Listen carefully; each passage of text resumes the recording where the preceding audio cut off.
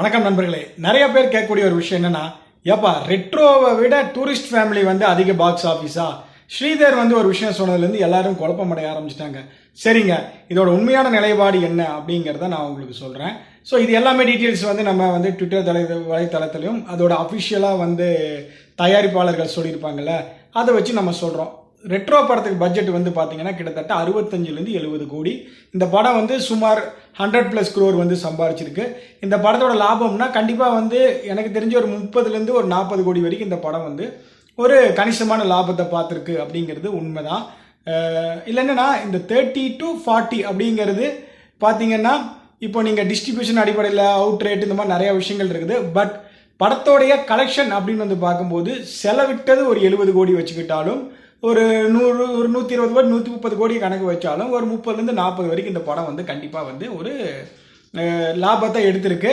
பெரிய லாபம் இல்லை, பட் இருந்தாலும் படம் ஒரு கணிசமான லாபத்தை எடுத்திருக்கு. டூரிஸ்ட் ஃபேமிலியோட கம்பேர் பண்ணும்போது வெறும் 7லேருந்து 9 கோடி வரைக்கும் தான் இந்த படத்தோடைய ப்ரொடக்ஷனு காஸ்ட் டோட்டலாகவே பிரிண்ட் அண்ட் பப்ளிஷிங் எல்லாம் சேர்ந்து. இது அந்த ப்ரொடியூசர் தரப்புலேயே சொல்லியிருந்தாங்க. இதில் என்னென்ன இன்னொரு பியூட்டி, அந்த படத்தில் லிமிட்டட் கேரக்டர் தான். அதே நேரத்தில் என்னென்னா அங்கே வச்சு எடுக்கப்பட்ட லொக்கேஷன் எல்லாமே மிக மிக மிக குறுகிய பட்ஜெட்டில் இருக்கிற மாதிரி தான் எடுத்திருந்தாங்க.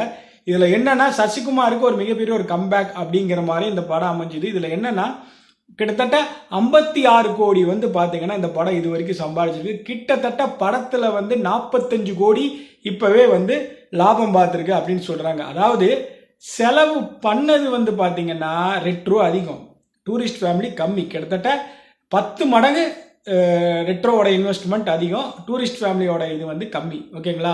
பட் அதே நேரத்தில் லாபம்னு பார்க்கும்போது இப்போ வரைக்கும் டூரிஸ்ட் ஃபேமிலி கன்வர்ஷன் ஆகிட்டு இருக்கு நிறையா தேட்டரு. ஸோ மக்களுடைய ஆதரவு பெருசாக அந்த படத்துக்கு கிடைச்சதுனால என்னென்னா கிட்டத்தட்ட 75 கோடி வரைக்கும் இந்த படம் கலெக்ட் பண்ணும் அப்படின்னு இருக்காங்க. அப்படி பார்த்தீங்கன்னா கண்டிப்பாக ஒரு மிகப்பெரிய ஒரு 60 கோடி வரைக்கும் இந்த படம் சம்பாரிச்சிடும். அதே நேரத்தில் பார்த்தீங்கன்னா ரெட்ரோ விட அதிகமாக டூரிஸ்ட் ஃபேமிலி வசூலிச்சிருக்கு அப்படிங்கிறது இதுதான் உண்மை. அதாவது பாக்ஸ் ஆஃபீஸில் லாபகரமான விஷயம் பார்க்கும்போது டூரிஸ்ட் ஃபேமிலி அதிகம். அதே போல் வேர்ல்டு வைடு கலெக்ஷனாக பார்க்கும்போது ரெட்ரோ அதிகம். பட் இதில் நீங்கள் எப்படி எடுத்துக்கீங்களோ அது நீங்கள் எடுத்துக்கங்க. பட் லாபம் அதிகம் பார்த்தீங்கன்னா டூரிஸ்ட் ஃபேமிலி தான். இதில் எந்த ஒரு கன்ஃபியூஷன்ஸ் கிடையாது. அதே நேரத்தில் ரெட்ரோவும் தாழ்ந்து போகவில்லை, அதுவும் ஒரு கணிசமான லாபத்தை தான் பார்த்துருக்கு. பட் ரெட்ரோவை கம்பேர் பண்ணும்போது டூரிஸ்ட் ஃபேமிலியோட லாபம் அதிகம். தேங்க்யூ.